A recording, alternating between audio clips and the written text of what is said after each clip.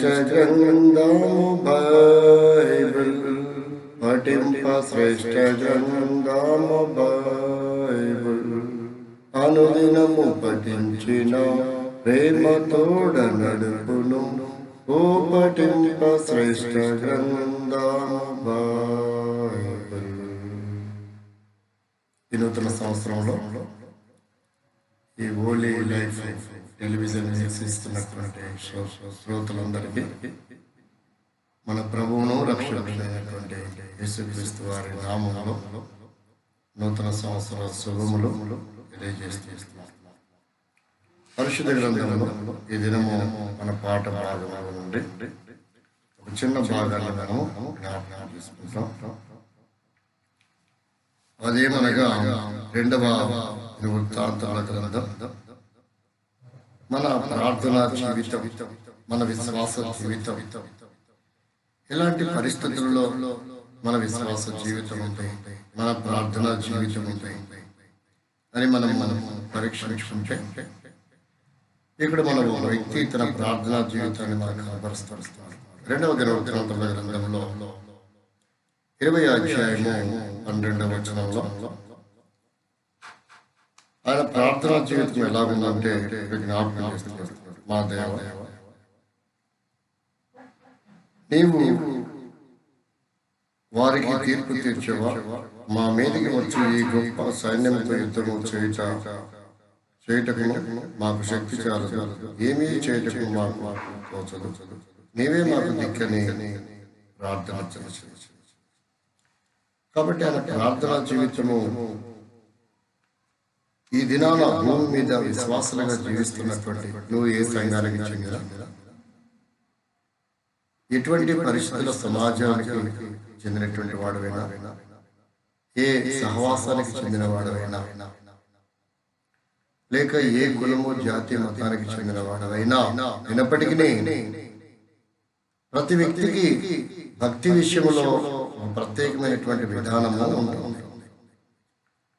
అది బయటికి కొన్ని విషయాల్లో కనపరుచుకునేది కాదు, కానీ అది ఆధ్యాత్మికమైనది, అది ఆత్మ సంబంధమైనది.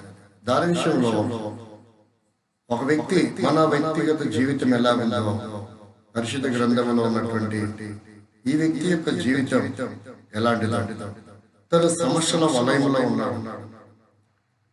20వ అధ్యాయము మొదటి 2 వచనాలు కనుక మనం చూస్తే తనకు నలుమూలలో శత్రువులు వెంబడిస్తున్నట్టుగా మనం గమనిస్తున్నాం. అలాంటి పరిస్థితులలో 3వ వచనంలో అందుకు యెహోషాపాతు భయపడి యెహోవా యొద్ద విచారించుటకు మనస్సు నిలుపుకొని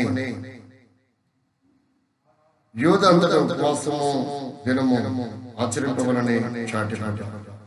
అంటే ఇలాంటి భయంకరమైన పరిస్థితుల్లో రాజుగా ఉన్నప్పుడు తన జీవితంలో మనం గమనిస్తే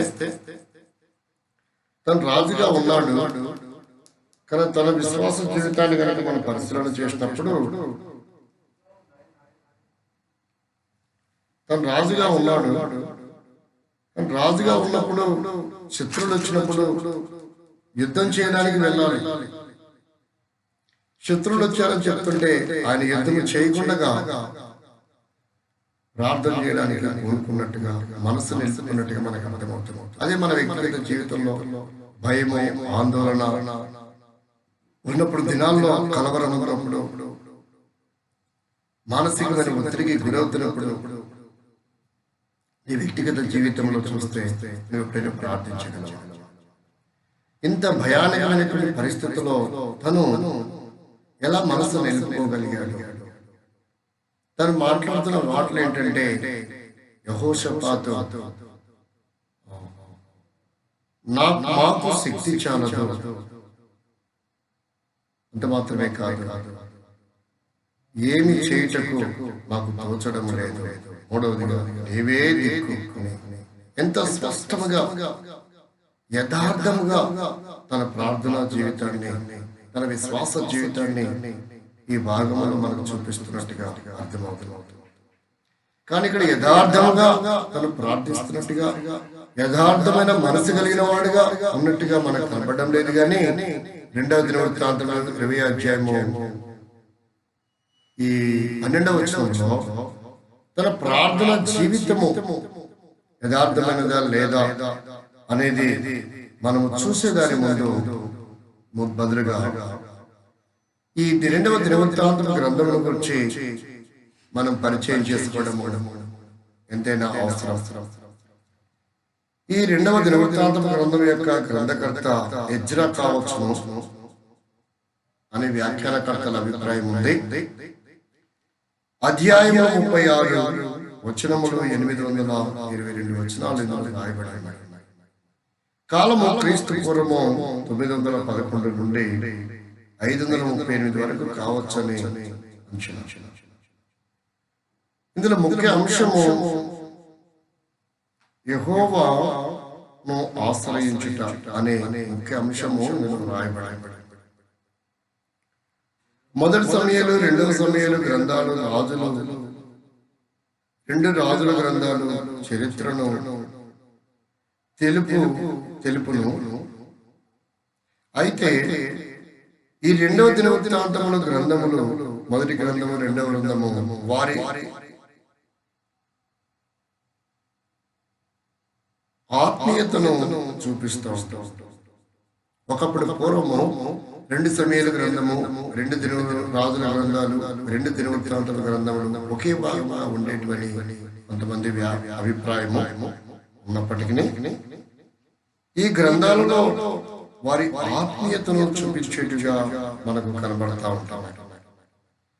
కాబట్టి ఆత్మీయ విషయంలో మనం పరీక్షించుకోవచ్చు. కొంతమంది అనుకుంటారు, ఎన్నో సంవత్సరాల నుంచి నేను విశ్వాసాన్ని, ఎన్నో ఏళ్ళు తరబడి నేను దేవుని మందిరానికి వెళ్తూ ఉన్నాను. కొంతమంది మా తాత ముత్తాతలు కూడా విశ్వాసలే, మా నాన్న మా వాళ్ళు అందరూ కూడా, మా వారందరూ కూడా సేవలోనే ఉన్నారు, సేవకులే. పర్వాలేదు, ఏ సహవాసము సేవలు ఎన్నేళ్ళ నుండి సేవ ఉన్నావు, ఎన్ని సంవత్సరాల నుంచి నీ విశ్వాస జీవితం ఉందా, కానీ ప్రార్థనా జీవితంలో యథార్థత ఉందా అనేది మనం ఈరోజు దేవుని వాక్యము నుండి ఈ యెహోషాపాతు యొక్క జీవితం నుండి నూతన సంవత్సరంలో మనము కొద్ది నిమిషంలో ధ్యానం చేస్తాం. కారణం ఏంటంటే అనేకమైనటువంటి సంవత్సరాలు మన జీవితంలో దాటి వెళ్ళిపోతున్నాయి, కానీ మన విశ్వాస జీవితం మాత్రం ఏమాత్రము ఆత్మీయమైన జీవితంలో మనం అభివృద్ధి పొందలేకపోతున్నాం. ఎన్నో సంవత్సరాలు దాటిపోతూ ఉన్నాయి, కానీ మనం మాత్రం ఆత్మీయంగా ఎదగలేకపోతున్నాం. కారణం ఏంటంటే మన జీవితంలో యథార్థత లేకపోవడం. ఉదాహరణగా మనం గమనిస్తే యోబు గ్రంథంలో యోబు గ్రంథము 8వ అధ్యాయంలో చూస్తే 6వ వచనంలో ఇలా రాయబడింది, నీవు పవిత్రుడై యథార్థవంతుడైన ఎడల నిశ్చయముగా ఆయన నీ యందు శ్రద్ధ నిలిపి నీ నీతికి తగినట్టుగా నీ నివాస స్థలం వర్ధిల్ల చేయను. అప్పుడు నీ స్థితి మొదట కొద్దిగా ఉండినను తదుకు నీవు మహాభివృద్ధి. ఇక్కడ ఏమని జ్ఞాపకం చేస్తున్నానంటే యథార్థతను బట్టి నీ జీవితంలో అభివృద్ధి పొందడం కాదు, మహాభివృద్ధిని పొందేవాడుగా. కాబట్టి ఏమని జ్ఞాపకం చేస్తుందంటే యెహోషాపాతు జీవితంలో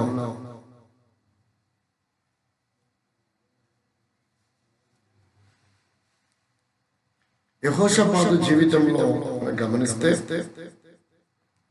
తను ఎంతో యథార్థంగా దేవుని సన్నిధిలో ప్రార్థిస్తున్నట్టుగా మనకు అర్థమవుతుంది. దేవుని వాక్యంలో యథార్థత లేకుండా ఒక వ్యక్తి ఆత్మీయంగా ఎదగలేడు.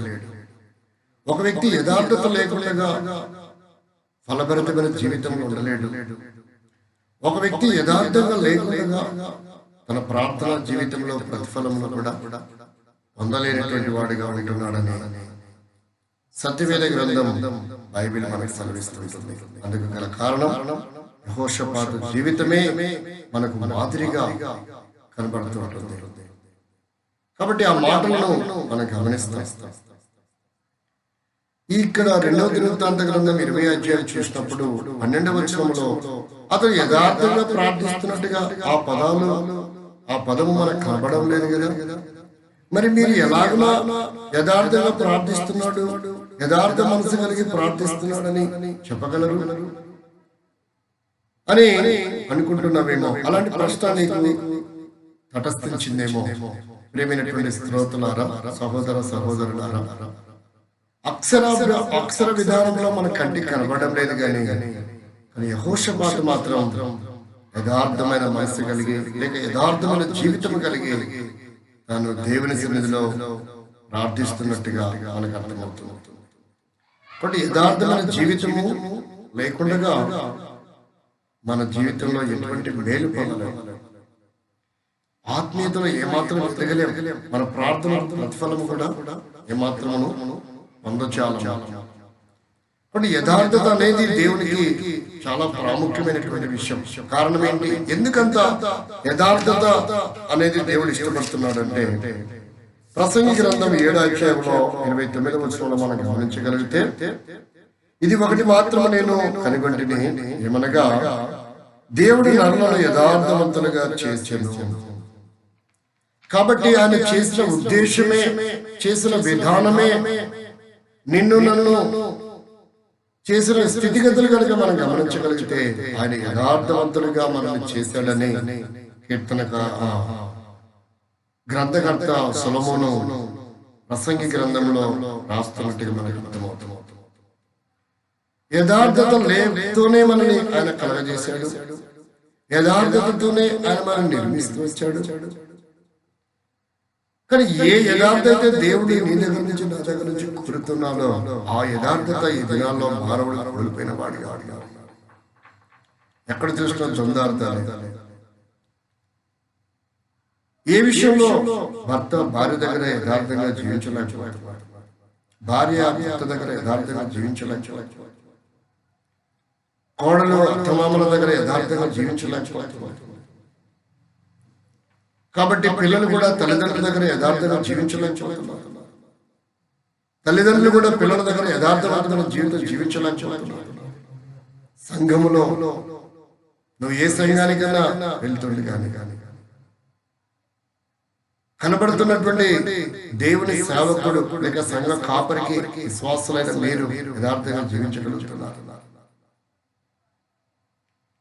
సంఘ పెద్దలతో యథార్థవంతులుగా మనం జీవించగలుగుతున్నాం. సమాజంలో, నీ కళాశాలలో, నీ ఉద్యోగంలో, నువ్వు చేస్తున్నటువంటి ఏ డిపార్ట్మెంట్ అయినా కావచ్చు, నీ పై అధికారి విషయంలో యథార్థవంతమైన జీవితం జీవిస్తున్నావా? నీ వ్యాపారంలో యథార్థంగా, నీ ఉద్యోగంలో యథార్థవంతంగా ఉంటున్నావా? అది ఎంత చిన్న ఉద్యోగమైనా సరే, అది గవర్నమెంట్ ఉద్యోగమైనా, స్టేట్ గవర్నమెంట్ అయినా, సెంట్రల్ గవర్నమెంట్ ఉద్యోగమైనా, ఒకవేళ నువ్వు విద్యార్థిగా ఉంటే నీ విద్యార్థి జీవితంలో, నువ్వు కుమారుడుగా కుమార్తె ఉంటే కుమారుడుగా కుమార్తెగా ఉండే జీవితంలో యథార్థంగా ఉంటున్నావు. నువ్వు భర్తగా ఉంటే నీ భార్య విషయంలో యథార్థంగా ఉంటున్నావు, నువ్వు భార్యగా ఉంటే నీ భర్త విషయంలో యథార్థంగా ఉంటున్నావు. పరీక్షించుకోవాలి. ఎన్ని సంవత్సరాలు ఇలా ద్వంద్వార్థంగా జీవిస్తూ ఈ నూతన సంవత్సరమైన ఈ 2018వ సంవత్సరం జనవరి 3వ మాసమైన 3వ వారమైన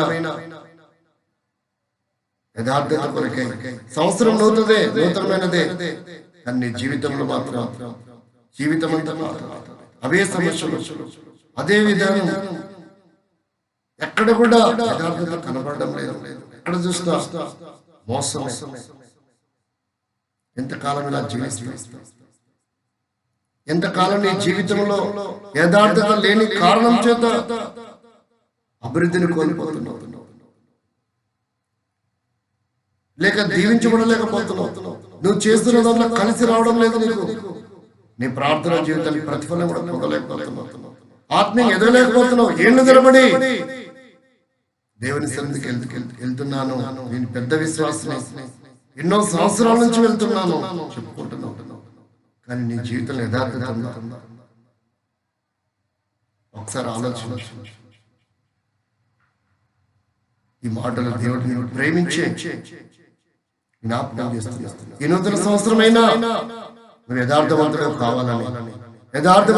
కావాలని కోరుతున్నాడు. నువ్వు యథార్థవంతుడైతే ఆయనకు వచ్చే నష్టమేం లేదు. నువ్వు యథార్థవంతురాలు కాకపోతే, యథార్థవంతుడు కాకపోతే ఆయనకు వచ్చే నష్టం లేదు. నువ్వు యథార్థవంతురాలు అయితే ఆయనకు వచ్చే లాభం ఏం లేదు. నువ్వు యథార్థవంతురాలు కాకపోతే నీకే నష్టం. ఒకవేళ యథార్థవంతురాలు అయితే నీకే లాభం. కొన్ని మాటలు సత్యవేద గ్రంథం నుంచి, బైబిల్ నుండి మనం గమనిస్తాం. అలాంటి భక్తుల జీవితాలు ఏవైనా ఉన్నాయా? ఒకవేళ ఉన్నట్లయితే ఈ నూతన సంవత్సరంలోనే నీ జీవితం అంతా నూతన పరచబడాలి. యథార్థవంతురాలుగా నువ్వు చేయబడాలి. అదే దేవుడు నీ దగ్గర కోరుతున్నాడు. దానివల్ల గొప్ప క్షేమాభివృద్ధి నీ జీవితంలో ఉండబోతున్నావు. మొదటిది జ్ఞాపకం చేస్తున్న మాట ఏంటంటే, ప్రభువైనటువంటి యేసుక్రీస్తు వారు ఈ వ్యక్తి జీవితంలో జ్ఞాపకం చేస్తున్నారు. చూడండి, ఎన్ని కష్టాలు వచ్చినా మరలా రండి. యోబు గ్రంథం 2వ అధ్యాయము 9వ వచనం చూడండి. ఇక్కడ అంటుంది, అతని భార్య వచ్చి, నీవు ఇంకను యథార్థత వదలకయుందువా. భార్య మాట్లాడుతుంది, దేవుని దూషించి మరణం కమ్మనను. సొంత భార్య మాట్లాడుతున్న మాట ఏంటంటే, యోబు తన జీవితంలో ఎంతో యథార్థవంతుడిగా ఉంటున్నాడు. ఎంత యథార్థలో తెలుసా? ఒకే దినమున కుమారులు చనిపోయారు, ఒకే దినమున పుత్రులు చనిపోయారు. ఒంటెను పోయి కొట్టుకున్నాడు, ఎద్దులు పోగొట్టుకున్నాడు, గాడిదలు పోగొట్టుకున్నాడు. అంతేకాదు తన దేహంలో ఆరోగ్యం కూడా పోయింది. గోక్కునడానికి గోర్లు కూడా లేవు. చిల్లపెగుతో తను గోక్కునేవాడిగా ఉన్నాడు. మరణము వెంటాడుతున్న పరిస్థితుల్లో తన జీవితం ఉంది. నా దేవుడు ఏమైనా చేయని, నేను మాత్రం యథార్థత విడిచిపెట్టను. బలమైనటువంటి తీర్మానం యోబు జీవితం మనకు సవాలుగా ఎంతటి యథార్థత కలిగిన వాడు ఉన్నాడంటే, దేవుడు యోబు యథార్థమైన జీవితాన్ని ఎంతగానో ప్రశంసించిన వాడిగా ఉన్నాడు. ఎంతగానో యోబు జీవితాన్ని బట్టి, తన యథార్థతను బట్టి దేవుడు ఎంతగానో అసహించినటువంటి వాడిగా ఉంటాడు. అలాంటి యథార్థమైన జీవితం నీలో నాలో కనబడుతుంది. అలాంటి యథార్థమైన జీవితం సహోదరుడా నీ దగ్గర ఉందా? అలాంటి యథార్థమైన జీవితం సహోదరి నీ దగ్గర ఉందా? మరొకసారి గమనించు. నీ ప్రార్థన జీవితం గాని, నీ విశ్వాస జీవితం గాని, నీ కుటుంబ జీవితం గాని, నీ వ్యాపారంలో గాని, నీ ఉద్యోగంలో గాని, నీ కళాశాలలో గాని, నువ్వు రాయబోతున్న ఎగ్జామ్స్ లో గాని, ఏ రంగంలో జీవిస్తున్నావో, ఏ డిపార్ట్మెంట్ లో ఉద్యోగిగా జీవిస్తున్నావో, ఒకవేళ ప్రైవేట్ ఉద్యోగం, గవర్నమెంట్ ఉద్యోగం, అది సెంట్రల్ గవర్నమెంట్, స్టేట్ గవర్నమెంట్, ఏదైనా సరే, అది పోలీసు రంగమా, రెవెన్యూ డిపార్ట్మెంట్ లోనా, వైద్య డిపార్ట్మెంట్ లోనా, సహోదరి ఒకసారి ఆలోచించు. లేక న్యాయశాస్త్ర ఉద్యోగమా, న్యాయవాదిగా ఉన్నావా, జడ్జిగా ఉన్నావా, నీ ఉద్యోగ జీవితంలో సరైనగా ఉంటావా? ఒకవేళ తునిక డిపార్ట్మెంట్ లో ఉన్న నీ ఉద్యోగం యథార్థవంతంగా ఉంటున్నావా? ఆర్టీఓ డిపార్ట్మెంట్ లో నీ ఉద్యోగమా, ట్రాన్స్పోర్ట్ శాఖలో, ఏ శాఖలో నీ ఉద్యోగం ఉద్యోగిగా పనిచేస్తుంది? ఒక్కసారి ఆలోచించు. రోజువారీగా పనిచేస్తున్నావా, నెలవారీగా పనిచేస్తున్నావా, సంవత్సరం వారీగా నీ జీవితంలో ఏ డిపార్ట్మెంట్ లో, టీచర్ ఉద్యోగం, లెక్చరరా, ప్రొఫెసరా, నువ్వు చేస్తున్నటువంటి అనుదిన జీవితంలో ఏ స్థితిలో ఉన్నప్పటికీ ఆ స్థితిలో యథార్థంగా ఉన్నావా? నీ పై అధికారి కానీ, నీ నాయకుల విషయంలో కానీ, అది రాజకీయ నాయకులు, రాజకీయమైనటువంటి స్థితిలో ఉన్నావా? ఏ హోదాలో ఉన్నావు, ఏ ఉద్యోగంలో ఉన్నావు, ఏ స్థాయిలో ఉన్నావు? యథార్థత నీలో కనబడుతున్నాడు. అందుకే ఇంతవరకు నువ్వు నష్టపోతున్నావు. ఎన్నో ప్లాన్ చేస్తూ వచ్చావు, అన్ని ఫెయిల్ అవుతూ వచ్చినాయి. ఎక్కడ నీకు కలిసి రాకపోక తలవంపులు తెచ్చుకున్నావు, అవమానం. ఒక్కసారి ఆలోచించు. యథార్థత లేక నీ జీవితంలో ఒకవేళ ఉద్యోగాన్ని పోగొట్టుకున్నావు, సస్పెండ్ అవుతూ వచ్చేవాడు, ఎగ్జామ్ రాస్తున్నప్పుడు యథార్థత లేక నీ జీవితం పాడు చేసుకుంటూ వచ్చేవేమో, ఫెయిల్ అవుతూ వచ్చేవేమో. చక్కగా చదవగలవు, మంచి మార్కులు వస్తాయి, మంచి జ్ఞానం ఉంది నీకు. తుచ్చమైన దాని కొరకై యథార్థతను పోగొట్టుకొని బ్రతుకును నాశనం చేసుకుంటున్నావు. సహోదరుడు, దేవుడిని ఎంతగానో ప్రేమిస్తున్నాడు. అందుకే ఈ మాటలు చెప్తున్నాడు. యోబు జీవితంలో అన్ని పోగొట్టుకున్నాడు, కానీ ఒక్కటి కలిగి ఉన్నాడు, అదే యథార్థత. ఈ దినము ఆ యథార్థత నీ జీవితం ఉందా? ఈ నూతన సంవత్సరం, నూతన మాసం ఆ యథార్థత నీ జీవితంలో ఉందా? అన్ని పోగొట్టుకున్నప్పటికీ, నలుమూలల సమస్యలు వలయములై ఉన్నప్పటికీ యోబు జీవితంలో ఒక్క యథార్థతను కాపాడుకున్నాడు. తద్వారా తాను పొందగలిగింది దేవుని దగ్గర నుంచి ఏంటంటే, మనుషుల దగ్గర నుంచి ఏమి పొందలేదు. మనుషుల దగ్గర అందరి చేత తృణీకరించబడుతూ వస్తున్నాడు. కానీ నువ్వు మనుషుల దగ్గర పొందడానికి, తాత్కాలికమైన పొందడానికి యథార్థతను పోగొట్టుకోవద్దు. యోబు తాత్కాలికమైన అన్ని పోగొట్టుకున్నాడు, కంటికి కనబడే అన్ని పోగొట్టుకున్నాడు, కానీ ఒకటి కాపాడుకున్నాడు, అదే యథార్థత. దాన్ని బట్టి 42వ అధ్యాయము యోబు గ్రంథం 12వ వచనం, యెహోవా యోబును మొదట ఆశీర్వదించిన దానికంటే మరి అధికముగా ఆశీర్వదించెను. రెండంతల ఆశీర్వాదం, అధికమైన ఆశీర్వాదం యోబు తన జీవితంలో పొందాడు. కారణం యథార్థతను బట్టి. సహోదరి సహోదరులు, ఇట్టి అధికమైన ఆశీర్వాదం కావాలని కోరుకుండా నువ్వు యథార్థవంతులుగా ఉండొచ్చు, యథార్థవంతురాలుగా ఉండొచ్చారు. నీ జీవితంలో ఇప్పటికి పోయినవన్నీ కూడా తిరిగి ఏదైతే పోగొట్టుకుంటామో ఆ విషయంలో దేవుడిని అధికంగా ఆశీర్వదించాలని ఇష్టపడుతున్నాడు. నీ దగ్గర ఆయన చూసేది ఒకటే, యథార్థత ఉందా లేదా అని చూస్తున్నాడు. యోబు దగ్గర అన్ని పోగొట్టుకున్నాడు, కానీ యథార్థత మాత్రమే తను కాపాడుకున్నాడు. యథార్థత కాపాడుకున్న ఒకే ఒక కారణం చేత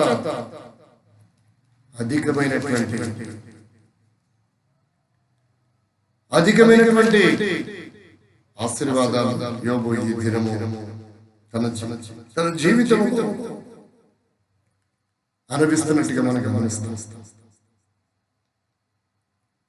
దేవుని వాక్యం మనం గమనిస్తే, నువ్వు అనుకుంటున్నావు నా దృష్టికి నేను యథార్థవంతుడిగా ఉన్నాను,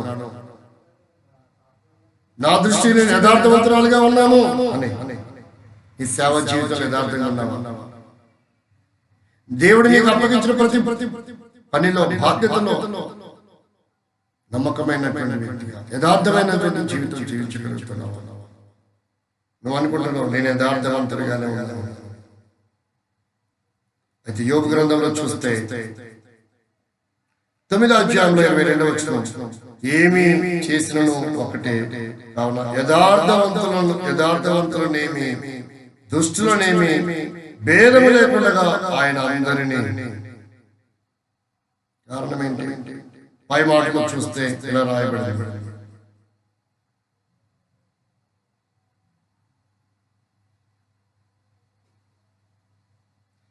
20వ వచనం చివరి లైన్ భాగంలో, నేను యథార్థవంతుడనైనను దోషి అని ఆయన నన్ను రూపించును. అంటే నీ వరకు నువ్వు యథార్థవంతుడు అనుకున్నాను, నా ఇంతటి యథార్థవంతుడు లేడు, నా ఇంతటి యథార్థవంతురాలు లేదు అని నీకు నీవే అసహిస్తున్నావు. కానీ నీవు నేను యథార్థవంతుడు అని చెప్పుకుంటే సరిపోదు. నిన్ను నన్ను దేవుడు చెప్పాలి, యథార్థవంతుడు. దేవుడు చెప్పినదే నిజమైనది, మనం చెప్పుకునేది నిజమైనది కాదు. మనం చెప్పుకోవడం వల్ల ప్రయోజనం లేదు. దేవుని ద్వారా మనం యథార్థవంతుడు అనిపించుకోవచ్చు, దేవుని ద్వారా నువ్వు యథార్థవంతురాలు అనిపించుకోవచ్చు. ఇంకా నీ మీద నేరము మోపబడుతుందేమో యథార్థత విషయం. ఇప్పుడైనా జాగ్రత్త. ఎన్నో సంవత్సరాలు ద్వందార్థంగా జీవిస్తూ వచ్చావు, ఎన్నో సంవత్సరాల జీవితాన్ని బట్టి నష్టపోవచ్చు. ఈరోజు యథార్థమైన జీవితం కలిగి భర్త విషయం, భార్య విషయం, పిల్లల విషయం, వైదికాల విషయం, ఇది ఏ విషయమైనా, ఎవరి విషయమైనా నువ్వు ఉన్న స్థానం, ఆ స్థానంలో యథార్థంగా నువ్వు ఉండగలిగితే దేవుడు నీకు ఇవ్వబోతున్నటువంటి దీవెనలు, దేవుడు నీకు ఇవ్వబోతున్నటువంటి ఆధిపత్యము, దేవుడు నీకు ఇవ్వబోతున్న అధికారము, దేవుడు నీకు ఇవ్వబోతున్న హోదా నువ్వు ఊహించలేనటువంటి. కనుక రెండవదిగా మనం గమనిస్తే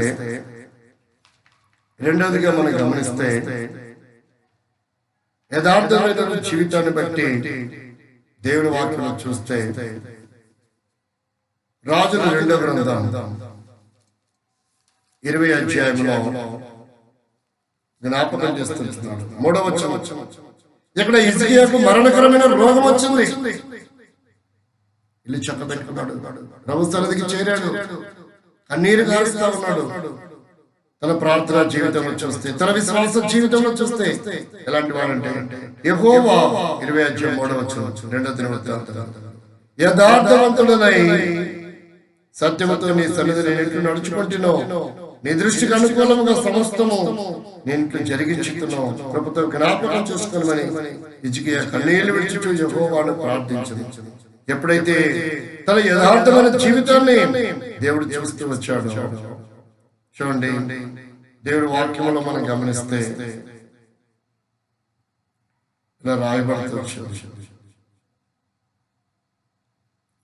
5వ వచనంలో, నీవు తిరిగి నా ప్రజలకు అధిపతి అయిన హిజ్కియాతో పోయి అతనితో ఇట్లనుము, నీ పితరుడైన దావీదునకు దేవుడైన యెహోవా నీకు సెలవిస్తున్నదేమనగా, నీవు కన్నీళ్లు విడిచుట చూచుచుని నీ ప్రార్థనను అంగీకరించున్నాను, నేను నిన్ను బాగు చేసేదను. 3వ దినమున నువ్వు యెహోవా మందిరంలోకి ఎక్కిపోదు, ఇక 15 సంవత్సరములు ఆయుష్ నీకు ఇచ్చేది. కాబట్టి ప్రియ సహోదరి సహోదరా, వ్యక్తిగతమైన జీవితంలో చూస్తే ఈయన రోగిష్టిగా ఉన్నాడు. ఇక ఆయన బ్రతకుడు, ఆయనకు వచ్చిన రోగం మరణకరమైన రోగము. అలాంటి రోగంలో కూడా తను ఎంత యథార్థవంతుడిగా ఉన్నాడో మనకు జ్ఞాపకం చేస్తుంది. దేవునితో మాట్లాడుతున్నాడు, మనుషులతో కాదు. ఇక్కడ ఆయనతో చెప్తాడు, యెహోవా యథార్థవంతుడనై అని జ్ఞాపకం చేస్తుంది. మొట్టమొదట దేవునితో మనవి చేస్తున్నటువంటి విధానము, ఆ పదాన్ని జ్ఞాపకం చేస్తున్నాడు. నేను యథార్థవంతుడు. ఒకవేళ అబద్ధం చెప్తే ఒప్పుకునేవాడా? మనిషి కాదక దేవుడు. కాబట్టి తను ఎంత యథార్థవంతుడో ఇక్కడ జ్ఞాపకం చేసిన స్పష్టంగా మనకు అర్థమవుతుంది. రెండవది, మరణము నుండి విడిపించబడుతూ వచ్చాడు. అంతేకాదు ఆయుష్కాలాన్ని పొడిగించుకున్న వాడిగా మనం ఇక్కడ చూస్తున్నాం. మరణ స్థితిలో నుంచి స్వస్థపరచబడిన వాడిగా, ఆ రోజు స్వస్థ కాదు, 15 సంవత్సరాలు ఆయుష్కాలాన్ని పొడిగించుకున్నట్టుగా మనం గమనిస్తాం. దీనికి గల కారణం ఏంటంటే యథార్థత. దేవుడి హిజ్కియా జీవితంలో కూడా యథార్థతను చూసిన వాడిగా ఉంటూ ఉన్నాడు. యథార్థత. రెండవది ఏంటంటే స్వస్థపరిచేదిగా ఉంది. ఎప్పుడైనా యథార్థంగా ప్రార్థించేవాడి జీవితం, వారి మీద వేరి మీద ద్వేషము, పగ, అసూయ పెట్టుకొని సుంకరి వెళ్ళే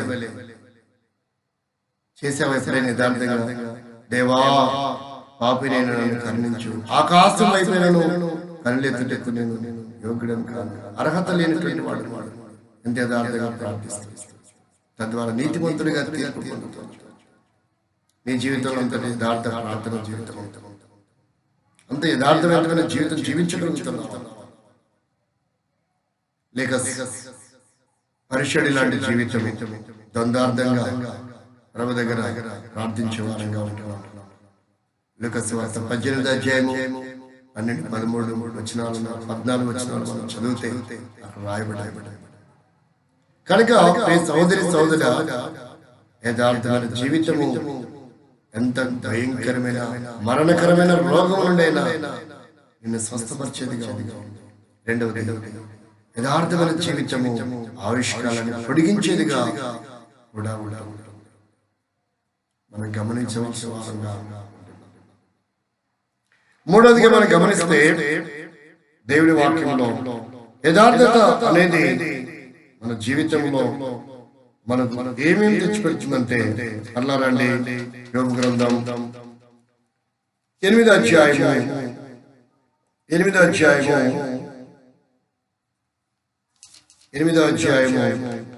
6వ వచనంలో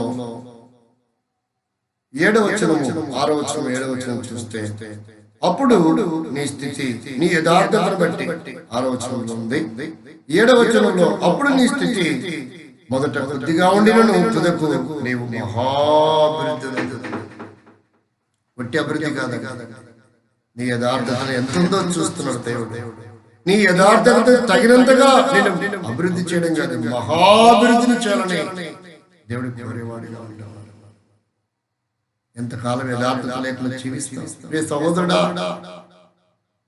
ఈ మాటలు నీకే, నీ కొరకే దేవుడి మాటలు మాట్లాడుతున్నాడు. నేను మహాభివృద్ధి చేయాలని ఇష్టపడుతున్నాడు. కానీ నీలో యథార్థంగా నువ్వు జీవిస్తున్నప్పుడు కొద్దిగా పోగేసుకోవాలా, కలిసి రావాలా, అది తెచ్చుకోవాలి, ఇది తెచ్చుకోవాలి. ఎందుకు ప్రయాసపడుతున్నావు? ఎందుకు శ్రమ పడుతున్నావు?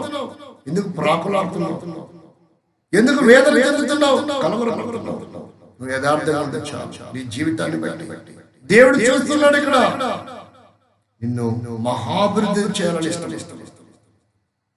నువ్వు ఎంత చేసినా అభివృద్ధి కాలేమో, మహాభివృద్ధి కావాలని కోరుకున్నట్లయితే ఈ నూతన సంవత్సరంలో నువ్వు యథార్థవంతురాలుగా ఉండొచ్చు. ఆయన నేను మహాభివృద్ధి చేయాలని ఇష్టపడుతున్నాడు. మూడవదిగా నాలుగవదిగా చూస్తే దేవుని వాక్యములో సామెతల గ్రంథం 2వ అధ్యాయము 2వ అధ్యాయంలో 7వ వచనం, ఆయన యథార్థవంతులను వర్ధిల్ల చేసి ఎంతగా వర్ధిల్ల చేస్తారంటే అసలు నువ్వు ఇంత వర్ధిల్లుతారని ఊహించలేనటువంటి విధానంగా ఆయన నిన్ను వర్ధిల్ల చేస్తాడు. ఇదే మాట దావీదు జీవితంలో వాడుతూ వచ్చాడు. దావీదు కూడా యథార్థవంతుడు కనుక 2వ సమూయేలు గ్రంథం 5వ అధ్యాయం 10వ వచనంలో దావీదు అంతకంతకు వర్ధిల్లుచాడు. సైన్యములకు యెహోవా అతనికి తోడుగా అంతకంతకు దావీదు వర్ధిల్లినంతగా ఏ రాజు కూడా వర్ధిల్లలేదు. దావీదు ఆవిష్కారం ఉన్నంతగా ఏ రాజు ఆవిష్కారం లేదు. నిండు వృద్ధాప్యంలో ఆయన మరణిస్తున్నాడు. దావీదు యథార్థవంతుడు లేడని దేవుడే సాక్ష్యం ఇచ్చాడు. రాజులను ఉద్దేశించి మాట్లాడుతున్నాడు. భ్రష్టత్వాన్ని గురించి మాట్లాడుతున్నాడు. యారోబామును చూపిస్తూ వచ్చాడు. మంచి వారిని చూపిస్తున్నప్పుడు ఆయన దావీదు యథార్థవంతుడు చూపిస్తున్నాడు. సహోదరి ఇంతటి యథార్థత నేను నా జీవితంలో ఉండాలని దేవుడు కోరుతున్నాడు. కాబట్టి ఆ యథార్థతను బట్టి వర్ధిల్ల చేస్తున్నాడు. అది కూడా ఎందుకంటే అంతకంతకు ఎంత గొప్ప వర్ధిల్లే అనుభవము ఎక్కడ దాచబడిందంటే యథార్థత తన చిన్న మాటలో ఇంతగా వర్ధిల్లే అనుభవాన్ని దేవుడు నీ కొరకు నా కొరకు దాచిపెట్టి. చివరిగా 5వదిగా మనం గమనిస్తే రండి మరలా మన పాఠము 2వ దినవృత్తాంతముల గ్రంథం 20వ అధ్యాయము 2వ దినవృత్తాంతముల గ్రంథం 20వ అధ్యాయంలో చూస్తే ఇంతకీ యెహోషాపాతు ఎట్లయితే యథార్థవంతుడు అండి. ఆ 20వ అధ్యాయంలో 12వ వచనంలో యథార్థంగా ప్రార్థించడం లేదు కదా, ఎట్లా యథార్థవంతుడు అనుకుంటున్నారా?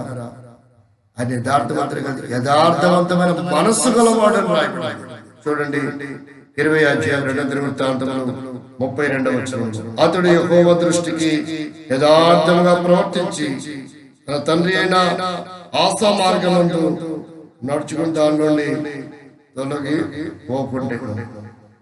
కాబట్టి ఈయన మనస్సు కూడా యథార్థవంతమైనటువంటి అందుకనే యథార్థవంతమైన మనసు గలవాడై యథార్థత మనసు కలిగి ఆయన దేవుని సన్నిధిలో మనసు నిలిపి ప్రార్థించాడని మనకు అర్థమవుతుంది. కాబట్టి ప్రియమైనటువంటి వారులారా, ఆ దినము ఆ శత్రుల మీద దేవుడు యెహోషాపాతుకి గొప్ప విజయం ఇస్తూ వచ్చాడు. వారు శత్రువులు ఒకరివరు చంపుకున్నారు.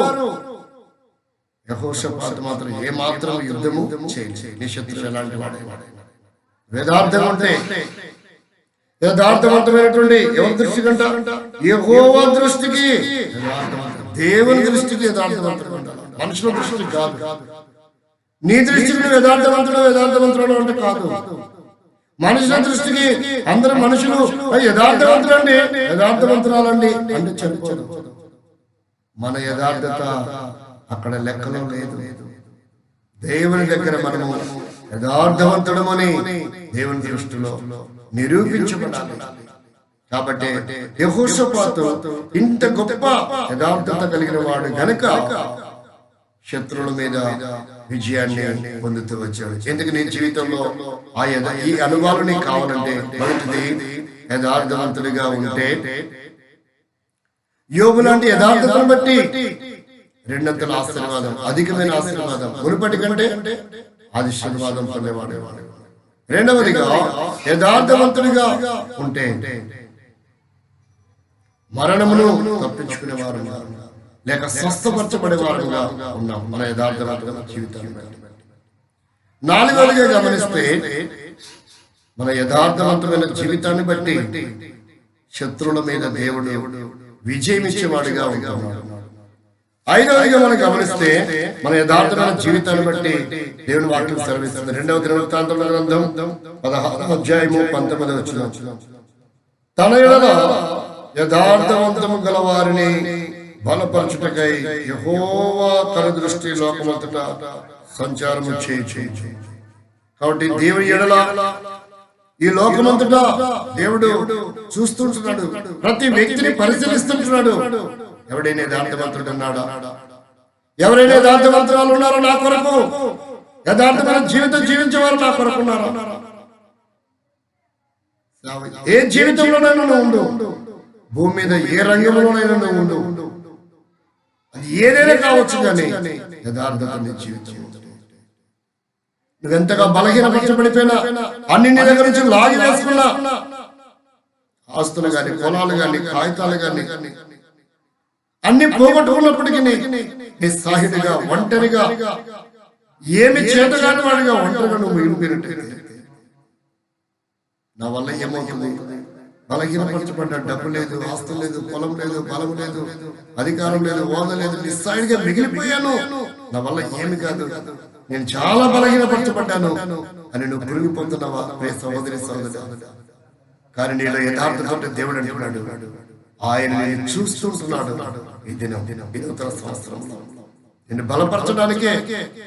నువ్వు బలహీనుడు కావు, బలహీనురాలు కాలేవు, ఆయన నిన్ను బలపరచాలి. దీనికి గల కారణం నీ యథార్థతను బట్టి అన్ని బలపరుస్తావు. నువ్వే కురిగిపోయిన అవసరం లేదు, ఆయన నిన్ను బలపరచాలి. అందరు నిన్ను బలహీనపరిచినా సరే ఆయన ఒక్కడే నీ యథార్థమైన జీవితాన్ని చూసి ఆయన నిన్ను బలపరిచేవాడిగా ఉంటాడు. బలపరచబడాలని ఆశ.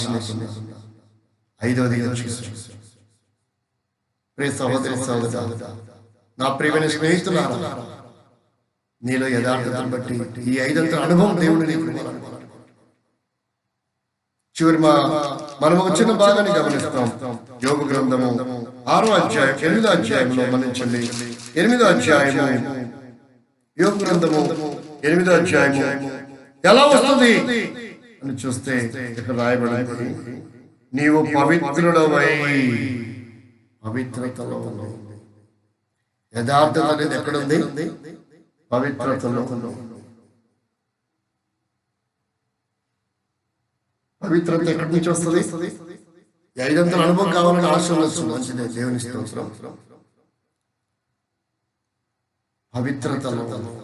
పవిత్రుడు కావాలంటే భూమి మీద ఏ మనిషి కూడా పవిత్రుడు కాడు. జన్మతః కర్మతః పాపి అని రాయబడింది. మరి ఎలా పవిత్రత వస్తుంది? ఎట్లా వీలవుతుంది? ఏం చేసి వస్తుంది?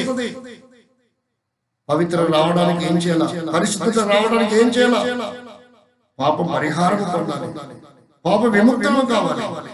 పాప విముక్తులు కావడానికి ఎవరు ఏం చేయలేరు. నిన్ను నన్ను పాపం విమోచించడానికి అది ఎవరి వల్ల కాదు.